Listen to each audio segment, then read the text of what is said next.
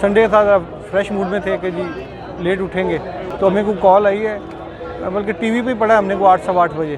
तो फिर हम वहाँ से भागे हैं, तकरीबन 8:30 पौने 9 पहुँच गए थे यहाँ पे। तो उस वक्त इनएक्सेसिबल थी चीज़ें सारी, क्योंकि धुएँ की वजह से वो सेकंड और थर्ड फ्लोर ऐसे था कि बड़ा सफोकेशन हो रही थी, तो ऊपर जाना बिल्कुल नामुमकिन सा था। तो इसलिए हम एक्सेस नहीं कर सके अपने ऑफिस। हम अज्यूम करते हैं कि हमारा 10 से 15 करोड़ रुपये का नुकसान हुआ है। हमारे ऊपर 4 वेयर हाउस थे और 2 हमारे आउटलेट थे, ऑफिस था। तीसरा और चौथा फ्लोर तो बिल्कुल जो है ना वो टर्न इनटू एशेज़ है इस वक्त। अगर आप जाएंगे तो आपको धुआं और राख के अलावा कुछ नज़र नहीं आएगा वहाँ।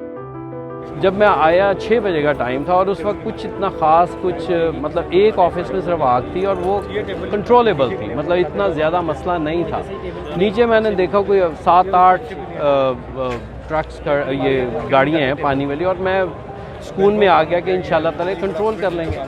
हमारा सब कुछ यहाँ ही था और सब कुछ ख़त्म हो गया, ज़ीरो हो गया।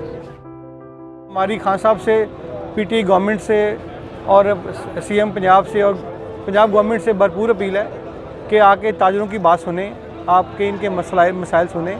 बहुत से ताजर इसमें, छोटा तबका भी है, दरमियाना तबका भी है। ये वो लोग हैं जिन्होंने अपनी ज़िंदगी 25-25 साल इस प्लाजे को दिए हैं, तो फिर आज कहीं वो खड़े हुए हैं। तो ये उनकी ज़िंदगी भर की जमा पूंजी थी जो एक लम्हे में उड़ गई।